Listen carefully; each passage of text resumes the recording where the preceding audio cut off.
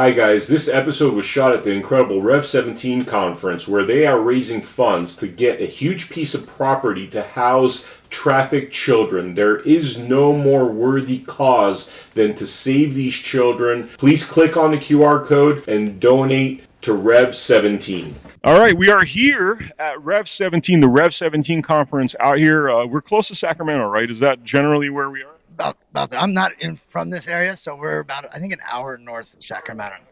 I'm not from this area either. I just drove in and, amazing conference about child trafficking. And I have this gentleman here. If you could introduce yourself and tell me what you do.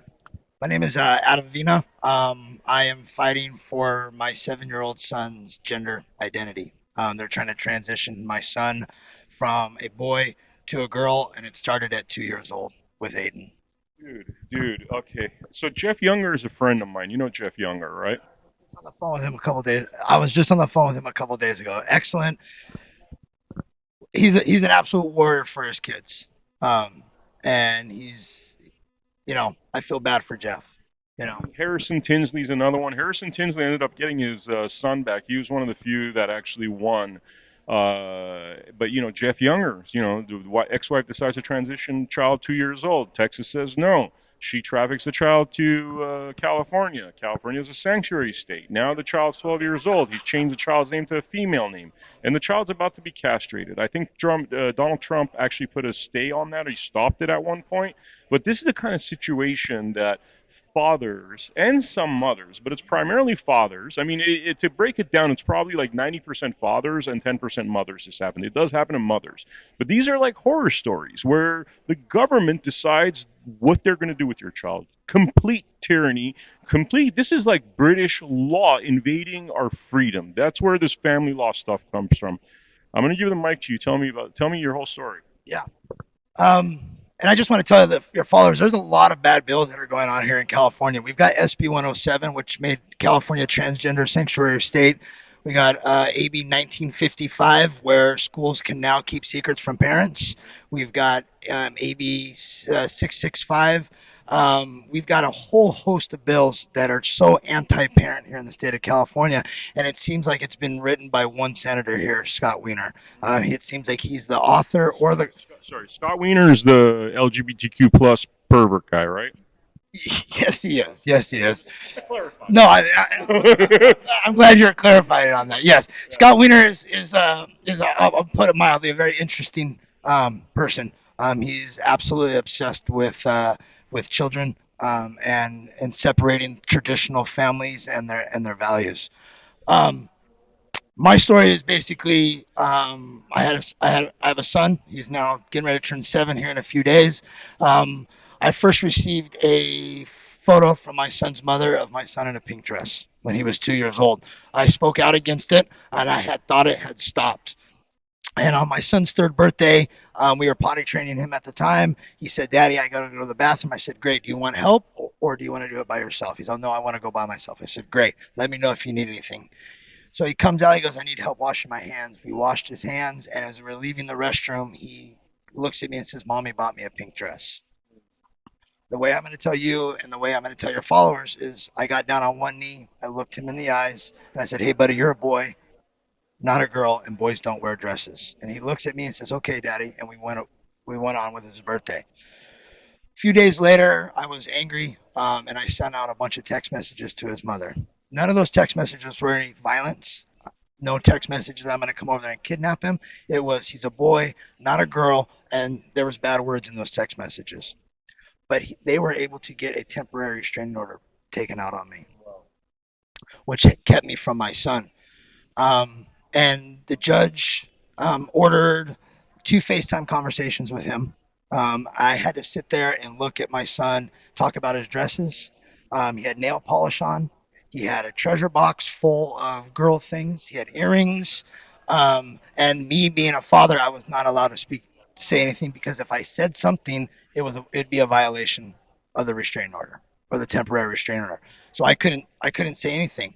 The judge also ordered a gender assessment to be done on my son at 4 years old. I requested to sit in on that gender assessment, and they denied me that.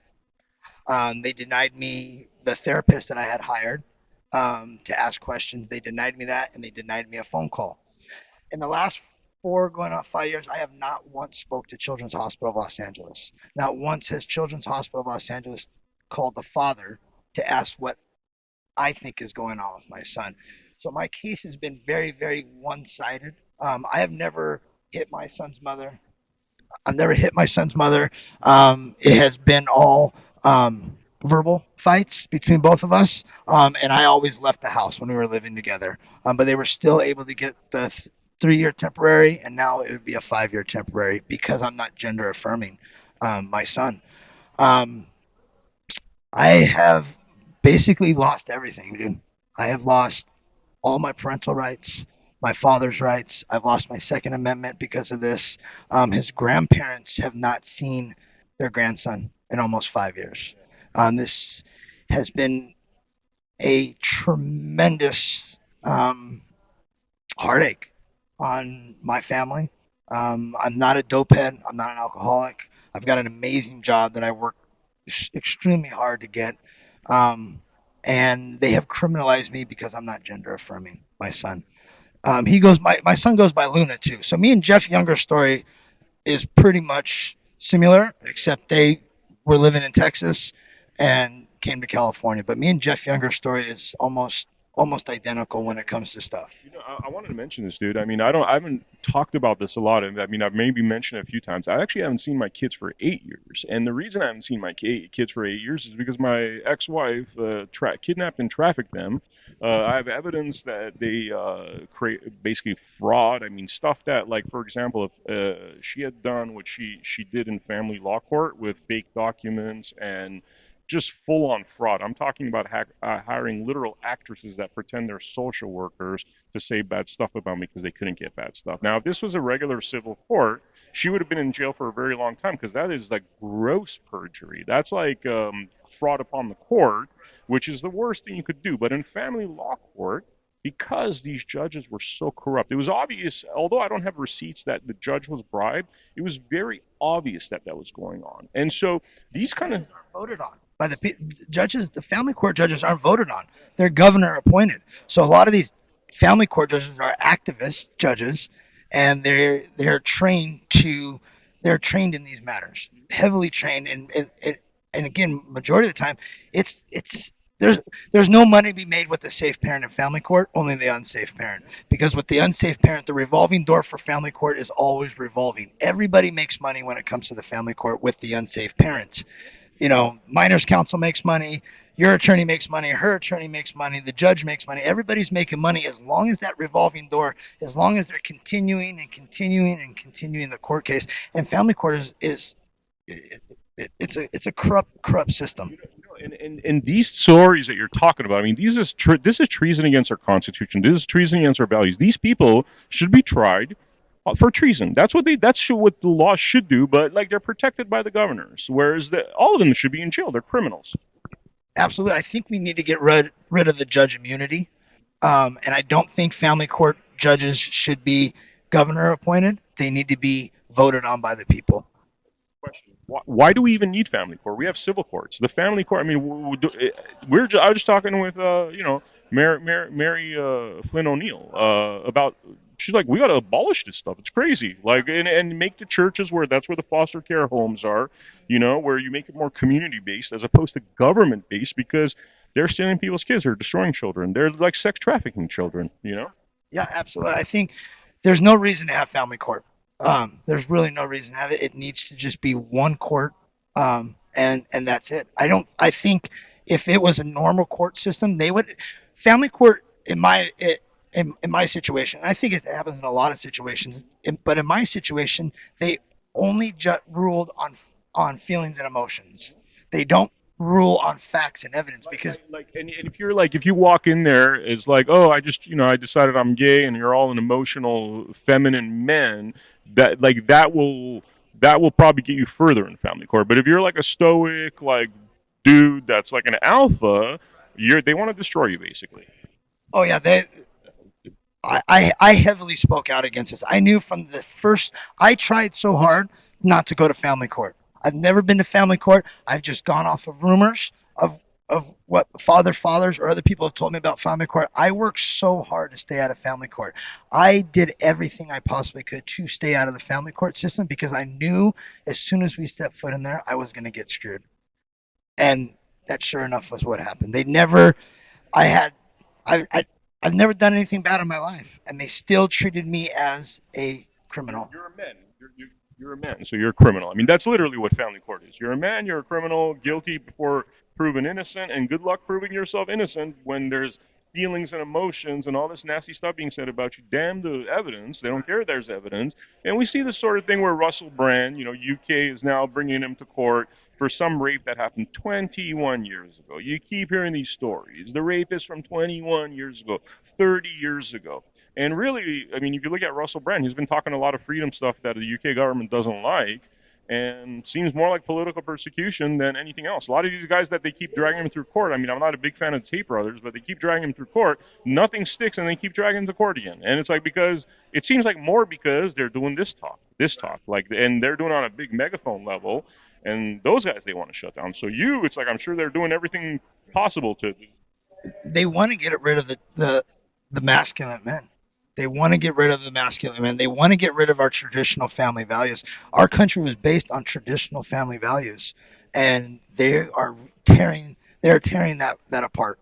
They're tearing apart the traditional family values. They're getting rid of the dinner table. They're separating the children, and California's just making it so difficult for families to be families. When you're having to work 3 or 4 jobs, you've got no time to spend with your kids. You don't know what's going on with your kids, and to me, it seems like it's all pretty much by design to tear down that traditional family values. You know, Crazy, man. It's where are we now with the whole what's happening with your son? Like, do you have any hope that this is gonna? I mean, I shake my head with my kids because my kids are in England, by the way, right now. Because my ex took them over there, and it's kind of like people ask me, I'm like, how do I even deal with this? Like, you need massive government intervention to fix these kind of issues. yeah. Um, so I got Aiden's birthday on the 25th. I had Father's Day. It's been a rough month. Well, it's been a real rough 4 years. But anytime it comes around holidays or Father's Day or his birthday, it takes a toll on me. And I'm trying to grasp that I won't see Aiden until he's 18, and that's where I'm at now. I've done everything in my power to try to protect him and save him, and it's gotten me nowhere. So, what happened with Jeff? Didn't President Trump do some kind of stay on Jeff situation? So I don't know. President Trump, he signed an executive order to ban all federal funding to the children's hospitals. So that went into effect, and then the ACLU came in and paused it, so it continued down the road. But just recently, and I don't know where Jeff stands with medical insurance and that kind of stuff. Just recently, Children's Hospital of Los Angeles has banned gender affirming care, but that's only for people that can't afford it. So Medi-Cal, Medicaid, and anything federal funding. But in my situation, I'm still dealing with private insurance. So my son is on my private insurance, which is, from what I understand, the gender affirming care will still continue because I'm on private insurance. But if I cut Aiden off of my insurance because it's court ordered, I could face jail time because I cut him off of my health insurance. In California, they would throw you in jail. From my understanding, because it's court ordered. So I would be in violation of a court order if I cut Aiden off of my health insurance. But not only can't you see your kid, now you got to still pay for him, pay for child support. Yeah, I pay $1,400 a month in child support. I mean, I think our viewers out there know, like, marriage rates have plummeted. Men don't want to get married. It's like, for most men, the idea of marriage or even having a female that they even have a semblance of trust in is a non-starter. This is where we are in this world right now, societal collapse. Yeah. And I think it's all been done by design. I really do. Birth rates are low. I think this gender affirming care is another way to lower the birth rate. You castrate and you put a bunch of kids on puberty blockers, boys or girls, or you tell them that they're born in the wrong body, they're not going to have kids. So now our birth rate's going to go down, the population's going to go down, and I think we just living in some crazy, crazy times. I never would have thought I'd be in this position, or two, that we would have to have laws put in place to tell you what a boy and what a girl is, or what is a man, what is a woman. You know, we kind of our society can't define what a woman is. We're blocking children's puberty, and it doesn't seem like there's enough people out there saying this is enough. This has got to stop. You know, The docile nature of the American public is by far, honestly, more repugnant than what these politicians are doing because they're allowing it to happen. They're allowing it to happen. You put this stuff in front of people's faces, they're more worried about their NBA and their football games and actually what is happening with their children. So and on top of that, here's where I have a big issue, right? And I think this comes from the fact that I'm of Armenian descent. Um, you have schools telling um, kids what their sexual identity is, right? I know from my culture, this isn't a negotiation. The fact that people are like, oh, we need to debate with these people. No, no. If they're going to abuse your children like that, that's when you show up with 100 dudes to that dude's door and you beat the piss out of him. Now, I'm sorry, I'm not condoning violence, but I could tell you, when Antifa went all around the country and tried to attack these neighborhoods, right? Two neighborhoods that they went to where they got the piss beat out of them. One of them was the Armenian neighborhood of Glendale. The other one was, I think, the Muslim neighborhoods of Wisconsin or one of those states, right? And they were just like, no, dude, this is not even a conversation. Like, you want to touch my kid, I'll fucking kill you. Like, sorry about that. But that's, so like the fact that we're negotiating with these terrorists and people are okay with having debates about what is their life, liberty, pursuit of happiness, and property embedded in our Constitution. This is not a debate. No, it's not a debate. Again, I'm going back. We've fallen so far, but we're allowing boys into women's spaces. Where's the outrage in that? We're allowing boys to compete in girls' sports. Where's the outrage in that? I mean, we have fallen so far as a society. Just the United States. It's disgust again. It's disgusting to see how far we have fallen. And there's no reason for. But again, if more fathers stood up or more men stood up and said enough is enough, I think a lot more people would listen. The women have done an amazing job in the school boards speaking out against this. But I always say if the fathers or the men start showing up and start ruffling feathers, I think a lot more people are going to listen. Showing up, open carry. I'm serious here. I'm serious. Like letting our power be known. And I am not condoning violence at all, but if people are going to sexually abuse your kid, traumatize your kid, brainwash your kid, already you've broken the law. And if the judges aren't taking care of that, that issue needs to be taken care of. Now, is that military tribunal? Is that like, oh, we've done a research on the Scott Wiener guy, and this guy's trying to destroy children, hence and therefore that's treason, hence and therefore Guantanamo Bay. You know what I mean? Like, that's where it's got to go, in my opinion. And that's the sad thing about it. We have got so much evidence against some of these politicians, and nothing is happening to them. No one's look. I got my kid taken away because I didn't want him in girls' clothes. That kind of stuff. Why are we not throwing these politicians in jail? Why hasn't anybody gone to jail?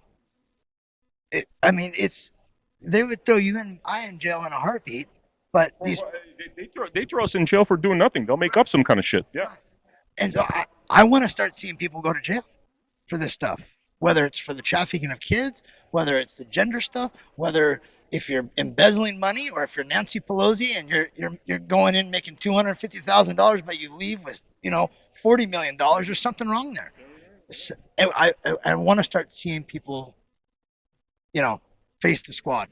I mean, you're nice, bro, because you're talking about jail. I'm like military tribunals, and lawfully, by the way. Everything I'm talking about is lawfully, but not military tribunals. Held in secret, whatever it's got to be, because you're really talking about treason. If it is a terrorist that comes from another country, you have a military tribunal. That's not protected by the Constitution. And this is terrorism against our kids, in my opinion.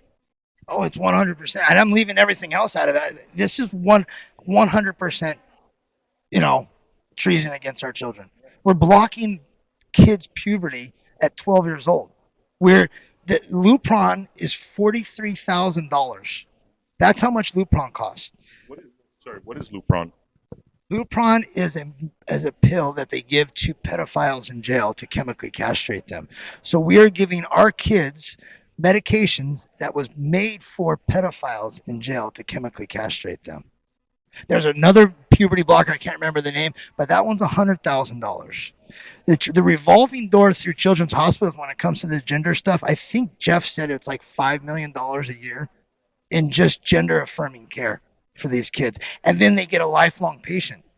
It's not like, oh, you get your nuts cut off and then that's it. No, you're going to be going through the hospital system for the rest of your life. These girls are going to be going through the hospital system for the rest of their life. I mean, Lupron it ruins your bone growth. It ruins your brain. It hurts it destroys your spine. And we're giving this to kids. And why we are not having more people speaking out against this is mind-boggling to me. It's like suicide on the installment plan. They're going to destroy these children. A lot of these children, you hear they grow up, there's been various stories where children that have been transitioned at a very young age then end up committing suicide before they're 40. Read too many of those. And this is what they're doing. So these people are theoretically, you're talking about manslaughter. You're talking about they know what they're doing. If you know the end of it. And by the way, it goes for the COVID jab too. Those doctors that knew it was bad and they push that stuff onto us, same thing, man. Those people, like military tribunals, you're killing people, period. I was forced to get the vaccine. My son at 4 years old had to get the vaccine. I had to sit there and watch my son cry on a FaceTime because they were going to give him the COVID shot. And I was begging the court system, begging the attorneys, please do not give my son this shot. This was before all the stuff that's come out. I knew there was something. Anyways, why would you give a perfectly healthy little boy that never gets sick a COVID vaccine? Why would you give a kid that young? He's still growing. And how convenient that woman, and I'm sorry, a lot of women are, we just had Mary Flynn O'Neill. That woman's a powerhouse, you know what I mean? But a lot of women are weaker and they allow that kind of stuff because you're standing up against it. And I've heard this story a lot, that dad's against the vaccine. Mom is going around basically believing what the mainstream media tells them, right? How's your son's health been since he got the vaccine? I don't know. I don't have any contact with my son. They don't even tell you, hey, he's like... No, I'm not allowed any medical records on him. We were supposed to get the second diagnosis from Children's Hospital. They did not give me that. Mind you, my son was never diagnosed with gender dysphoria. My son was diagnosed with gender curious. So they've gone to who knows how many doctors to either get the diagnosis that they wanted or the diagnosis never really happened, but they're still transitioning my son.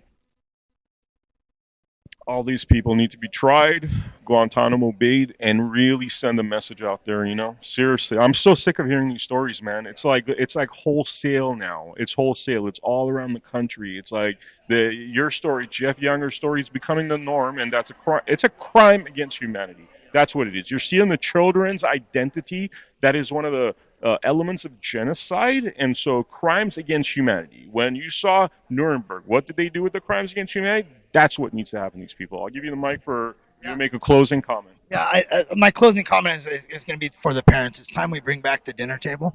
Turn off your phones. Sit down at the dinner table. When I was a kid, I used to hate it because I'd rather be out playing with my kids. Now that I'm older, a little bit wiser, I look at that and I go, what an amazing experience, because I sat down and I was able to talk to my mom, talk to my dad, talk to my brother, and vice versa. You'll learn so much from your kids when you're sitting down at the dinner table. Turn the phones off. You're going to learn what's going on in school. You're going to learn who their friends are. You're going to learn everything about it if you just spend a half an hour at the dinner table. Thank you so much, Adam. Thank you. And for the viewers out there, we're at the Rev 17 Festival. Definitely check these guys out. There's going to be links on the bottom. It's all about stopping child trafficking, stopping the CPS terrorism complex, stopping the family law industrial complex. So thank you for joining us, and I will see you on the next episode.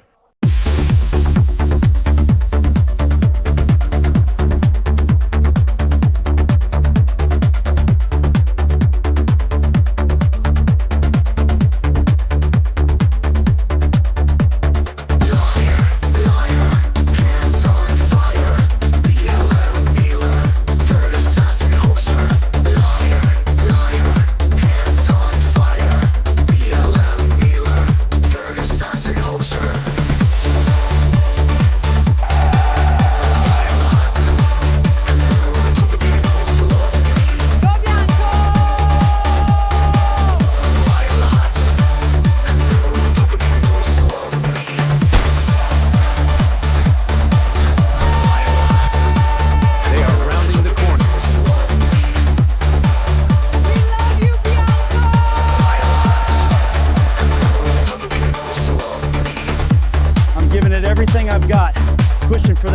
place.